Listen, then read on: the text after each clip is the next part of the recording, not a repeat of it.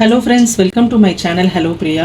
இன்னைக்கு வீடியோவில் நம்ம என்ன பார்க்க போகிறோம்னு பார்த்தீங்கன்னா, சூப்பரான கல்யாண வீடுகளில் சாப்பிட்ற வெஜிடபிள் பிரியாணி தாங்க. குக்கரில் குழையாமல் இந்த மாதிரி அரிசி உடையாமல் எப்படி பண்ணலாம் அப்படிங்கிறதாங்க இந்த வீடியோவில் நம்ம பார்க்க போகிறோம். இது டேஸ்ட் பார்த்திங்கன்னா அப்படி நம்ம கல்யாண வீடுகளில் சாப்பிட்ற அதே டேஸ்ட்டு தாங்க இருக்கும். ஸோ ரொம்ப ஈஸியான ரெசிபிங்க, ஆனால் டேஸ்ட் வேறு லெவலில் இருக்குங்க. இதை பாருங்கள், சாதம்லாம் ஒன்றோட ஒன்று ஒட்டாமல் நீளமாக உடையாமல் இருக்குது பாருங்கள். ஸோ வாங்க ஃப்ரெண்ட்ஸ், எப்படி பண்ணுறதுன்னு பார்த்துடலாம். இது மாதிரி ஒரு குக்கர் வச்சுக்கலாங்க. 2 ஸ்பூன் நெய் விட்டுக்கலாம். உங்களுக்கு நெய் ஸ்மெல் ரொம்ப பிடிக்காதுன்னு நினச்சிங்கன்னா ஒரு 1.5 ஸ்பூன் விட்டால் போதும். இப்போ கொஞ்சமாக எண்ணெய், ஒரு குழிக்கரண்டி எண்ணெய் விட்டிங்கன்னா கரெக்டாக இருக்கும்.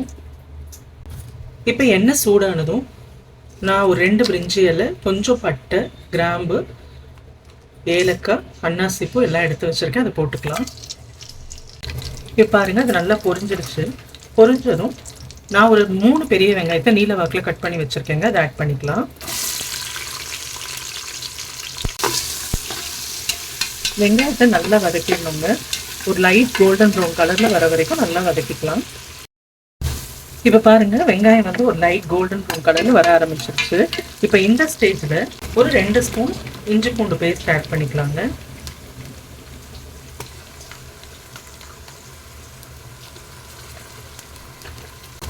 இப்போ இஞ்சி பூண்டு பேஸ்ட் பச்சை ஸ்மெல் போகிற வரைக்கும் நல்லா வதக்கிக்கலாம். இப்போ நான் ஒரு 4 பச்சை மிளகாவை ஆட் பண்ணிக்கிறேங்க.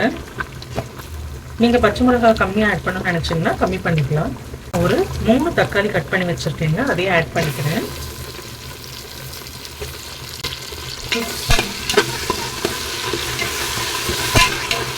இப்போ எல்லாத்தையும் நல்லா வதக்கி விட்டுருங்க.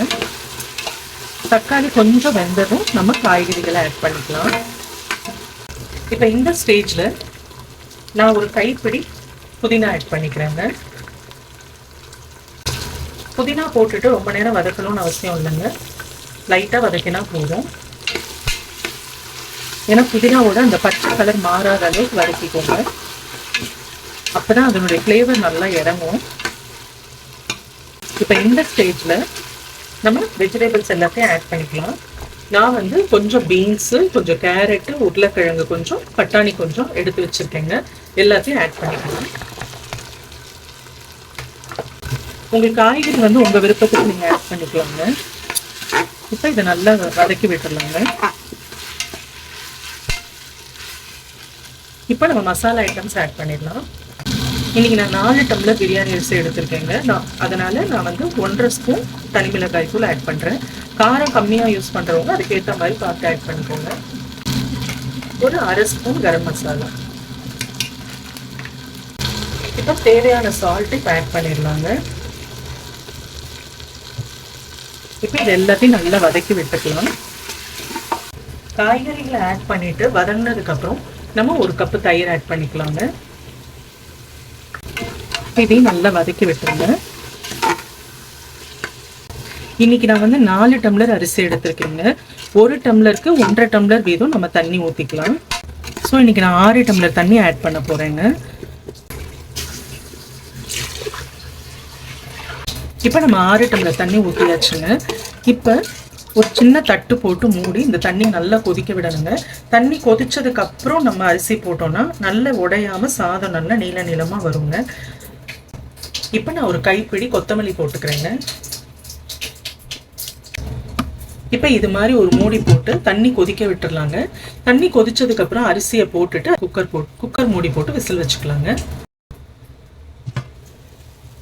இப்போ பாருங்கள், தண்ணி நல்லா கொதிச்சிச்சு. இந்த மாதிரி தண்ணி கொதிச்சதுக்கப்புறம் நம்ம ரைஸ் போட்டாதாங்க நமக்கு வந்து அரிசி உடையாமல் வரும். இப்போ நான் 4 டம்ளர் அரிசி ஊற வச்சுருக்கேங்க. ஆட் பண்ணிக்கிறாங்க. அரிசியை போட்டுட்டு லைட்டாக கலந்து விட்டுடலாங்க. உப்பு காரம் நீங்கள் செக் பண்ணிக்கோங்க. உப்பு காரம் செக் பண்ணிவிட்டு நம்ம மூடி போட்டு மூடிடலாங்க. இப்போ நம்ம மூடி போட்டு மூடிட்டு ஒரு விசில் வரவும் ஆஃப் பண்ணிடலாங்க. மீடியம் ஃப்ளேமில் ஒரு விசில் வரணுங்க, வந்து தான் ஆஃப் பண்ணிடலாம். ஸோ இப்போ ஒரு விசில் வந்துடுச்சுங்க. நான் ஆஃப் பண்ணிவிட்டு ஒரு 5 மினிட்ஸ் ஆகிடுச்சு. கேஸ் ரிலீஸ் ஆகிடுச்சு. இப்போ நம்ம ஓப்பன் பண்ணிக்கலாம். இப்போ பாருங்கள், நான் ஓப்பன் பண்ணிட்டேன். ஸோ இங்கே பாருங்கள், சூப்பராக வெந்துருச்சு. சாதம் வந்து குழையாமல் ஒன்றோட ஒன்று ஒட்டாமல் இதை பாருங்கள் எவ்வளோ நீளமாக வெந்திருக்கு.